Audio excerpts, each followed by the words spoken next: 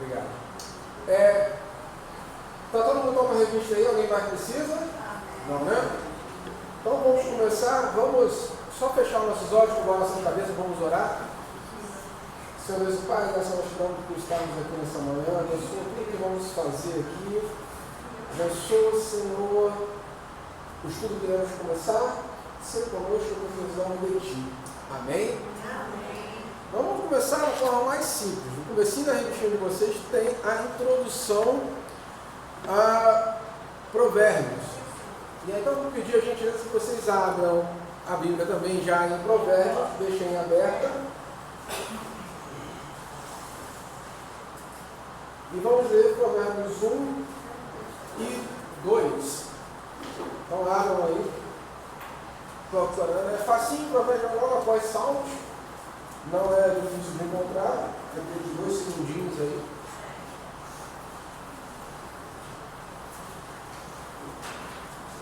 Enquanto isso, fica esse provérbio que nós colocamos aqui, tá? Guardado no coração de vocês quando eles entrarem na igreja. Provérbios 1, versículo 1. Provérbio de Salomão, filho de Davi, rei de Israel, para aprender a sabedoria, o ensino, para entender as palavras de inteligência. Ou de sabedoria, dependendo da versão que vocês estão lendo. Então, Provérbios de Salomão, filho de Davi, rei de Israel, para aprender a sabedoria e ensino para entender palavras de inteligência. Então, um mistério já acaba aqui. Ele já está dizendo quem está escrevendo isso. Né? Provérbios de Salomão, filho de Davi, rei de Israel. Se você achar, não existe algum outro Salomão, não. É o Salomão, filho de Davi, rei de Israel. Então, a autoria está aqui muito bem colocada logo no começo do livro de Provérbios. E aí, partindo para a lição, para essa introdução que a revista nos dá, a autoria, que ele vai dizer, o principal autor desse livro é o rei Salomão, filho de Davi, que já vai estar aqui no primeiro versículo, como nós lemos, né? Salomão escreveu não menos de 3.000 provérbios. Esse livro contém cerca de 800 deles, que foram divinamente inspiradas. A seção dos capítulos 25 a 29 é uma seleção editada e compilada de Provérbios de Salomão, publicada cerca de 240 anos depois por um grupo de homens designados pelo rei Ezequias, que vai estar lá em Provérbios 25, 1. Então, ele escreveu, mas a compilação vem um pouco depois dele. Então, ele escreve vários provérbios e depois, mais ou menos nesse lapso de tempo aí, é publicado. Contudo, Salomão não foi o único autor de provérbios. Evidências internas mencionam aqueles que são chamados coletivamente os sábios. E aí você vai encontrar isso a partir do provérbio 22, 17 a 24, 34. Salomão pode ter coletado de homens sábios que vieram antes dele. 2 outros colaboradores são citados: Arbu, filho de Jaque, lá no capítulo 30, e palavras do rei Lemuel e de sua mãe, no capítulo 31. Embora alguns intérpretes identifiquem como Salomão. Um detalhe interessante: a literatura de sabedoria, que inclui provérbios e outros gêneros, foi produzida por várias culturas do Antigo Oriente Próximo, como mostram textos com a instituta de, não vou tentar pronunciar esses nomes aqui, mas todas as culturas antigas têm os seus provérbios, têm suas coleções de provérbios. Você vai encontrar muito provérbio chinês, provérbios árabes, palavras de sabedoria dessas culturas mais antigas. Beleza? Então não se espante com o dia que você ouvir algum provérbio árabe, ou algum provérbio chinês, ou algum provérbio japonês. Não confunda. Todas as culturas antigas tinham isso como características. Provérbios não é uma mera compilação de declarações de outras nações. O Senhor deu ao rei Salomão grande sabedoria, acima da demonstrada por qualquer outra pessoa da sua época. Né?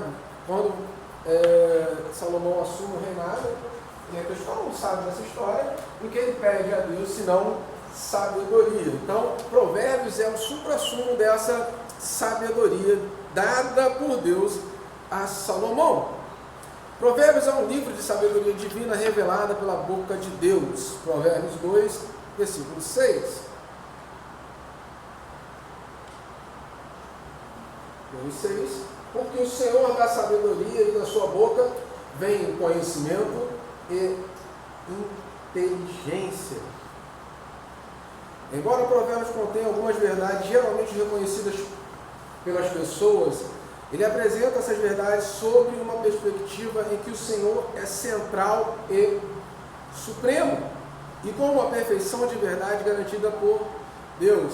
Veja o que ele está dizendo aqui. Provérbios normalmente vai trazer sabedoria que é reconhecida por todas as pessoas. E parece que nessa época que vivemos é mais necessário entender isso. Está dizendo, olha, Provérbios aparece muita coisa que é óbvia para qualquer pessoa. Sabedoria universal. Então, contudo, na nossa época parece que o homem virou absurdo. Você falar coisas óbvias. Homem nasceu homem, mulher nasceu mulher. Dizem que é polêmico. Não é polêmico não. É uma verdade absoluta que qualquer um sabe, mesmo os idiotas. O Provérbio traz muito disso. Coisa que é óbvio. Mas parece que foi escrito para ser lido nos anos 2000, onde o homem virou absurdo.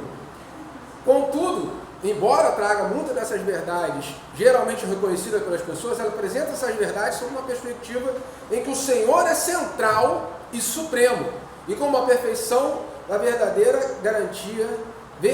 garantida por Deus. Abra lá, Provérbios 30, 5 e 6. Toda a palavra de Deus é pura. Ela é escudo para os que nele confiam.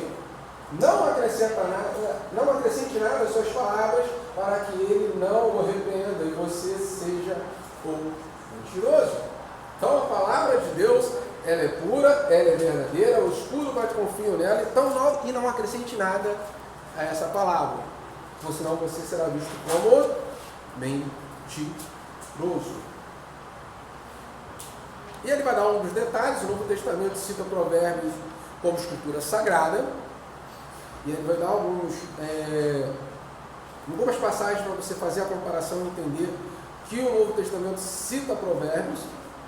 Nós não vamos ler, vamos para esses detalhes agora aqui abaixo.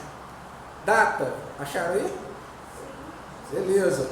Salomão governou Israel cerca de 970 a 931 a.C., período que ele teria escrito os seus provérbios.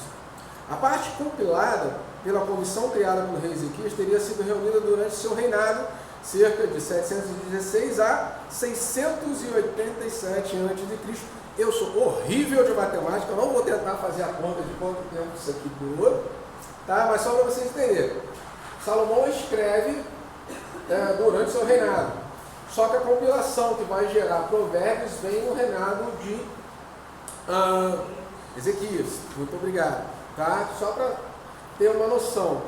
Alguns dos... A gente ficou velho, você não vai ficar tirando, colocando óculos, é chato pra caramba. É muito chato. Faz parte. O cabelo vai embora, a barba fica branca e você fica tirando óculos o tempo todo. É o centro. Oi? É o centro. 40, 50. Vamos parar por aí. Mas então, o pessoal pode querer questionar essa questão, mas Salomão viveu aquele tempo, como é que o provérbio foi escrito logo depois, muito depois disso, alguns 2 séculos mais ou menos depois. Então, os críticos vão usar isso para tentar desacreditar esse livro. Contudo não, Salomão realmente escreveu os provérbios, eles já estavam circulando, simplesmente você pega e faz uma compilação, não de todos, mas dos principais provérbios de Salomão, e cria esse livro de provérbios. Nada além do normal, é como se você tivesse uma dessas músicas de uso popular que todo mundo canta e um cara vai gravar 50, 80, 90 anos depois. E isso não tira nem a autoria, nem a qualidade, nem a eficácia. Então, os críticos vão procurar isso só porque eles procuram qualquer coisa para falar qualquer besteira. O tema do livro, vida sábia governada pelo temor do Senhor e pelo objetivo de agradá-lo. Volta lá no capítulo 1 de Provérbios. Provérbios 1. Versículo 7. O temor do Senhor é o princípio do saber, mas os insensatos desprezam a sabedoria e o ensino. Propósito: orientar o povo de Deus na prática religiosa, que aplica a fé nas promessas de Deus e a obediência à lei de Deus a todas as esferas da vida. Então você marca isso aí, você vai sublinhar, você vai passar aquela caneta amarela bonita que você tem, marca texto, bota 350 asteriscos. Orientar o povo de Deus na prática religiosa, que aplica a fé nas promessas de Deus e a obediência à lei de Deus em algumas esferas da vida. Só na igreja? Só no culto? Não. No trabalho, em casa, escola, faculdade, em todas as esferas da vida. Não existe essa questão de religião caseira, como o mundo quer que você... quer manifestar sua religião? Manifesta em casa. Que? Isso é uma idiotice que só um ateu poderia dizer. Não, você é cristão onde você estiver. E pouco me importa o que o mundo acha, que a lei diz, não interessa em nada. O problema é que vão forçar a barra que te interesse. Mas você tem que manifestar a religião, a tua fé, em todas as esferas da sua vida, onde você é bem-vindo e principalmente onde você não é bem-vindo. De novo aquela história de vocês visitarem a cadeia. Sinopse: contribuição de Provérbios à revelação redentora. Provérbios é uma instrução para o povo da aliança de Deus e trata do indivíduo e não da nação como um todo. Não é uma instrução coletiva, é para a sua vida individual. Isso significa que questões nacionais ligadas a Israel geralmente não aparecem nesse livro. Você vai encontrar isso em outros livros, principalmente o livro de Reis, que está falando da construção daquele império, mas isso aqui fala da sua vida pessoal com Deus. Tá? Normalmente esses provérbios estão estruturados, isso aqui talvez seja o pulo de gato para você entender provérbios. Normalmente esses provérbios estão estruturados como a instrução de um pai ao filho. Inclusive, o livro de provérbios ajuda muito a pais cristãos na educação do seu filho. Vai facilitar muito a sua leitura. Eu percebi isso há um tempo atrás, quando a gente estudou isso, há uns 3 ou 4 anos, estudamos pregações positivas sobre exatamente sobre esse, foi na pandemia, foi o primeiro que a gente fez online, sobre esse livro, e essa percepção: leia provérbios como se fosse um pai ensinando ao filho como viver, ou um filho pedindo ao pai a instrução de como viver nesse mundo. A partir que você bota essa perspectiva antes de começar a ler, vai fluir muito bem. Você vai compreender que é alguém experiente, que já passou por alguns problemas, já viveu aquelas situações, sabe como lidar com aquilo, ensinando alguém inexperiente. Se coloque no lugar do filho, recebendo a instrução do pai. Então esse talvez para mim seja o pulo do gato para você estudar esse livro. Vocês que já leram Provérbios 17 vezes pelo menos esse mês, né? Ninguém leu nenhuma vez, né? Nem sabendo o que ia começar, ninguém pegou para ler. De muitas maneiras, Provérbios serve como uma cartilha de santificação, dando orientações e ilustrações, encontraram essa parte aí? Sobre como morrer para o pecado e viver para a justiça. Ele mostra como a verdadeira religião se entrega às nossas atitudes e ações de um modo que alcança famílias, amigos, trabalhos e demais esferas da vida. Voltando àquilo que eu falei, você vive a religião, você vive a tua fé em todas as esferas da vida. Você não é uma pessoa no trabalho, uma pessoa na escola, uma pessoa na igreja. Você é a mesma pessoa com fé em Cristo, vivendo exatamente da mesma forma. Ainda que os ambientes mudem, você continua sendo cristão e vive a sua fé plenamente em qualquer lugar, mesmo aqueles que não querem que você faça isso. E nesses tempos, é muito bom você ter isso na sua mente. Acima de tudo, está o temor a Deus, dando continuidade, que pode ser entendido como uma vida consciente da presença de Deus, levando em conta a maneira como Ele se revelou em sua santidade em cada situação e circunstâncias da vida. continua nessa tese. Você tem que levar em conta que Deus está presente em todos os momentos da sua vida. Então, como eu posso viver de uma forma diferente, em ambientes diferentes, se o mesmo Deus está em todos os ambientes, em todos os lugares? Qual é o problema em minha crítica particular aos tempos modernos, ao Estado laico, essas besteiras todas? Porque eles começam a dizer, não, Deus não está presente na esfera política, Deus não está presente na escola, Deus não está presente no trabalho, vamos retirar Deus de todas essas situações. Só que ele não disse que sairia, e ele nem disse para você acreditar nessas besteiras. Só que a gente está tão mergulhado nessa cultura que a gente já passa não tenho certeza, aqui não é lugar para isso, aqui não é lugar para pregar, aqui não é lugar para orar, não, todo lugar é lugar para pregar, todo lugar é lugar para ser crente, todo lugar é para falar de Deus. As pessoas não gostam, azar das pessoas. Mudem. Simples assim. E eu usando por isso. Viver um temor de Deus é viver na realidade de Deus. E Deus é a própria realidade. Volta lá em Provérbios 1, versículo 7.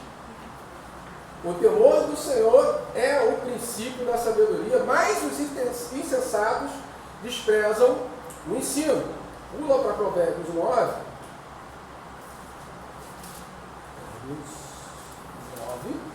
versículo 10. O temor do Senhor é o princípio da sabedoria. Conhecer o santo é ter entendimento. Então ele faz aqui a correlação entre as duas coisas. Conhecimento, sabedoria, inteligência e temor do Senhor. O temor do Senhor é o princípio de toda sabedoria, de toda inteligência, de todo saber. Que me facilita a compreender que aqueles que não temem o Senhor jamais alcançarão sabedoria, entendimento ou inteligência. Por mais que tenham aparência de sábios, mais que pensem ser sábios, por mais que se vendam como sábios e inteligentes, não há como ser sábio, inteligente ou ter entendimento sem ter o temor do Senhor. As coisas são entrelaçadas, é impossível sabedoria sem o Senhor. Mas eu falei que todas as culturas tinham esses provérbios, esses princípios de sabedoria. Como é que a gente fica agora? Dou-lhe uma? Sem captar, sem forçar o irmão? Quem pode me dar uma tentativa de entender isso? Qual a pergunta, velho? O temor do Senhor é o princípio da sabedoria. Então não há sabedoria sem o temor do Senhor. Perfeito? Mas eu acabei de dizer, lá no começo ele também disse, todas as culturas têm os seus provérbios, os seus princípios de sabedoria, e se você já viu algum, realmente tem um pouquinho de sabedoria ali. E aí? Os carinhos desesperados, Arthur ganhou ali com uma cara que me deu até temor. A gente pode ir para Tiago, que diz que a sabedoria perfeita é aquela que vem do alto. Sim. E ainda você pode E comprar às vezes também o provérbio ele pode ser, a gente considerar sabedoria, mas pode ser somente uma constatação da vivência de uma pessoa. Isso é muito bom, porque a realidade, se você observa a realidade observando a realidade, você não tem como não observar Deus. O céu manifesta a glória de Deus. Você não conseguir ver Deus naquele mar imenso nas coisas, é porque você é bem sim. Mas essa colocação não foi o que eu pensei, mas está muito correta. Mas você pode pensar na misericórdia de Deus e na graça comum de Deus, que pode sim dar partículas de sabedoria a povos que ainda não conhecem, a fim de se manifestar. E para que eles possam, a partir daquela partícula, reconhecerem no Deus perfeito, quando eles estiverem em contato com ele, não, esse é o princípio da sabedoria. Aquilo que eu recebi é só uma partícula. E eu quero então conhecer todo o conhecimento de Deus. Isso vale para princípios como música, arte, ou mesmo qualquer livro secular que você vê que tem conhecimento sério, é uma partícula da sabedoria de Deus. Mas entender que a perfeita sabedoria só vem a partir do temor de Deus. Por isso que você vai a despeito de muita gente falar, encontrar cientistas do mais alto nível pós-doc, e o cara é cristão. E parece para o mundo, isso parece ser tão estranho. Você vê que é um choque quando chega um cara com pós-doutorado cristão. Você pode diferenciar sabedoria de inteligência também. Sim.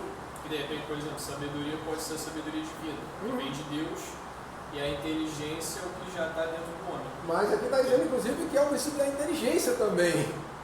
E ainda é aquelas partículas. Mas, diferente do que o mundo vai pregar, o mundo tende a dizer que a religião, ou principalmente o cristianismo, te afasta do conhecimento da sabedoria e da inteligência. E por isso eles se chocam quando vê. Eu também me choco às vezes, porque são caras de um nível tão alto de intelectualidade e tão humildes perante a palavra de Deus. Caramba, eu não tenho nada. Mas é principalmente isso. Porque esses homens e mulheres de alto, que a gente não chego nem a conseguir entender o que ele escreve, mas ele está tão temor a gente sabe que tudo aquilo que ele tem veio de Deus, inclusive essa capacidade intelectual muito acima da média. Entendeu? A sabedoria de Deus também já existe desde a fundação do mundo. Foi pela sabedoria dele que o mundo foi fundado. Ele é o princípio de toda. O importante é entender. Ele é o princípio de toda a sabedoria. Ele deu sabedoria a Adão para nomear os animais. Sim. Então, mas aí a gente também já compreende que ele é o próprio princípio. A sabedoria provém dele, não o contrário. Provérbios é um modelo para a prática da verdadeira religião. Significativamente, isso é resumido em termos de sabedoria. Em hebraico, a palavra sabedoria significa habilidade, tem aplicação de várias esferas. Em Provérbios, sabedoria é habilidade para viver de modo que a graça de Deus nos permite desfrutar da sua bênção. E o relógio passando correndo. Vamos aqui. O ponto de partida desse tipo de sabedoria é Cristo. Lucas 24, 44. Vamos abrir rapidinho. Lucas.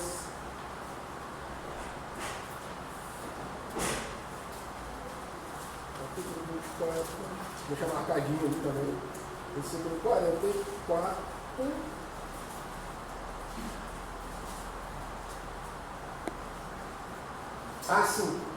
A seguir, Jesus lhe disse: são essas palavras que eu lhes falei, estão ainda com vocês. Era necessário que se cumprisse tudo que está escrito a respeito de mim na lei de Moisés, nos profetas e nos salmos. Toda vez que você vê na Bíblia falando desse termo, lei de Moisés, profetas e salmos, está falando todo o Antigo Testamento, incluindo Provérbios. Então Jesus está dizendo: Provérbios também fala de mim. Tá? Então o princípio da sabedoria, que é Deus, é Cristo, é Jesus. E ele está dizendo: todos os livros da lei, os profetas dos salmos falam de mim. Por isso que ele colocou aqui isso como exemplo. Deixa eu tirar isso aqui, realmente está muito para o lado. Cristo se identificou como uma sabedoria divina, aquele que é maior que Salomão e que dá sabedoria ao seu povo. A sabedoria de Deus em Cristo é estranha a esse mundo e só pode ser recebida por meio do Espírito Santo, que nos concede a mente de Cristo. A presença de Cristo em Provérbios é especialmente identificada em sua apresentação da sabedoria como pessoa viva, capítulo 1 até 8, capítulo 8, 9. Capítulo 1, 8 e capítulo 9. A sabedoria é Deus, tendo qualidade divina como fonte de toda a sabedoria, poder, justiça e glória humana, e realizando atividades divinas como Criador. Não obstante, a sabedoria é a pessoa distinta que se relaciona com Deus. Assim como João disse que o verbo era Deus, no entanto, o verbo estava com Deus, lá em João 1. A identidade da sabedoria revela uma pluralidade pessoal no único Deus que criou todas as coisas, disse sobre o homem: façamos o homem à sua imagem e semelhança. Ele, a própria sabedoria, cria o homem à imagem e semelhança, podendo também perceber e manifestar essa sabedoria. O fato, detalhe aqui também muito interessante, o fato dos pronomes usados para sabedoria, no caso no livro de Provérbios, ela e delas, são femininos em Provérbios não está ligado à realidade de Cristo. Cristo não é ela.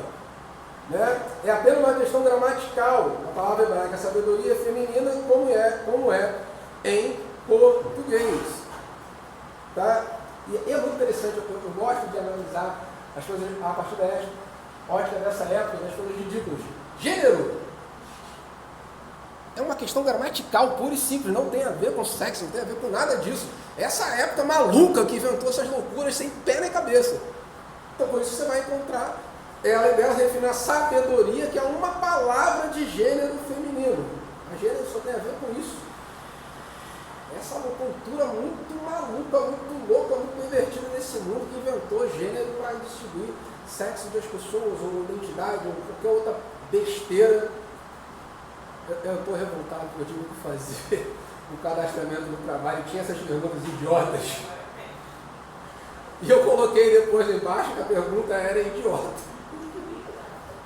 Ué, o plano de saúde foi incluir como dependente, aí estava lá gênero, aí eu não sabia em que escolher. Tinha vários. Tinha tudo, menos feminino e masculino. Aí eu falei, quem que eu marco? Eu sei que eu sou? Tinha pergunta, você é homicídio? O que é um homicídio, meu Deus do céu? Onde que tiraram essas loucuras? O problema é que vai forçando tanto na cabeça da gente que a gente começa a ter que aprender a fazer esse negócio.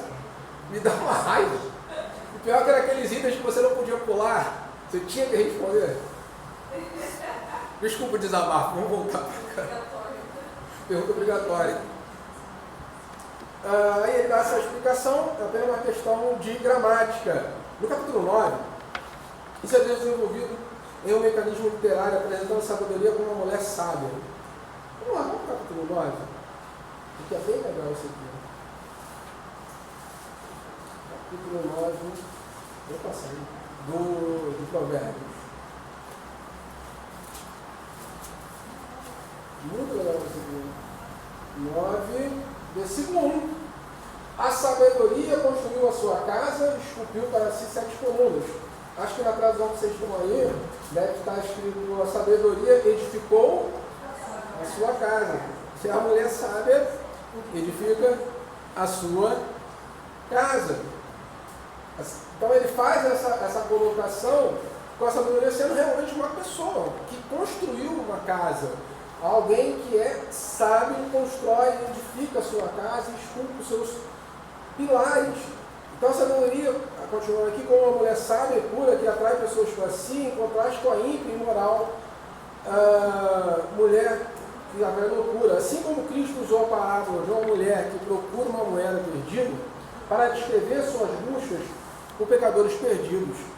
De fato, é em sua pregação e envio de pregadores para chamar outros pecadores ao arrependimento, para aprender sobre ele, que Cristo aparece mais veementemente como sabedoria.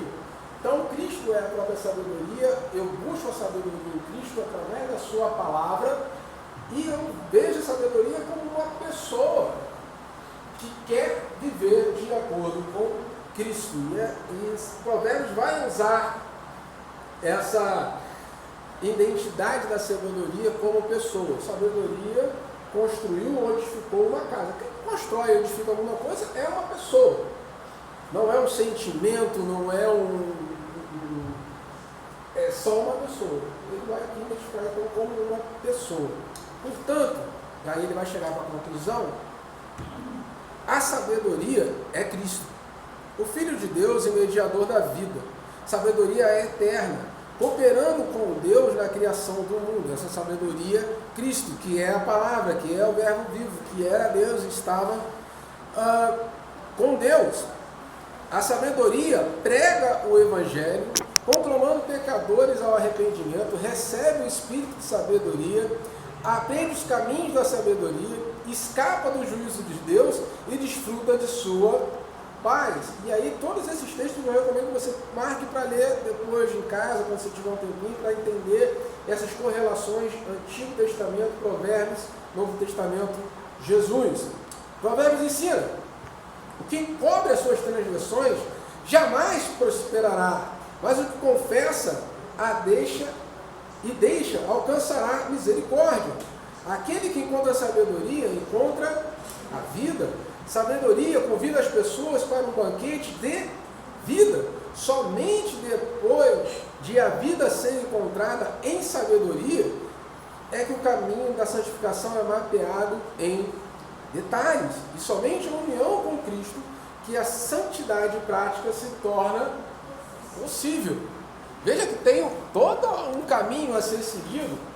Encontrar a Cristo, a sabedoria e entender o que é a verdadeira santificação, que ele está dizendo, só a partir desse encontro, que esse caminho para a santificação ele é mapeado. Tudo que você pode imaginar sobre santificação pode ser só moralidade vazia, só a aparência, como os fariseus.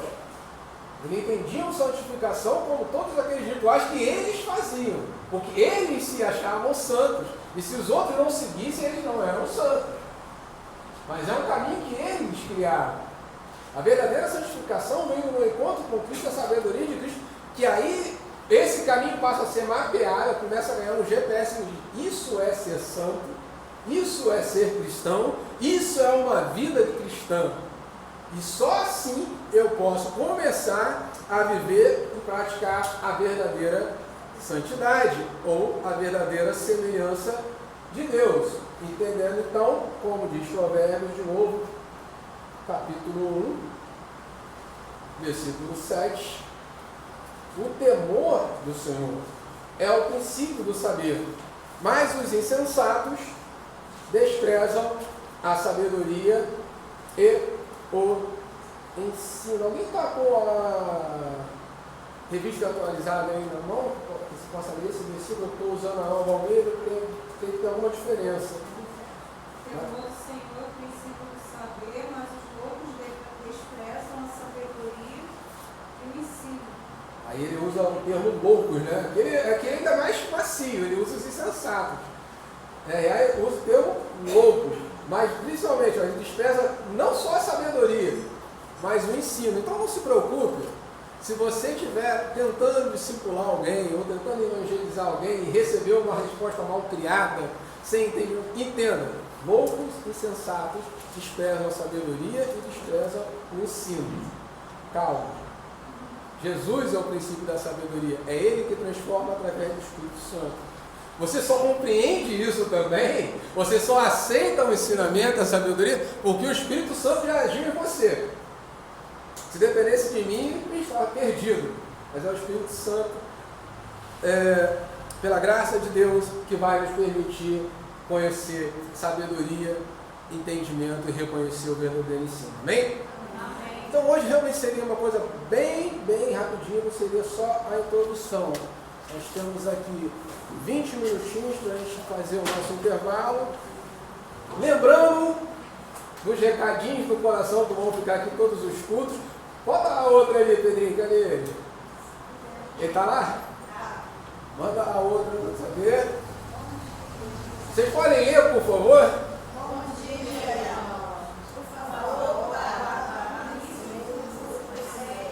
Amém? Amém. Vamos levantar, vamos orar.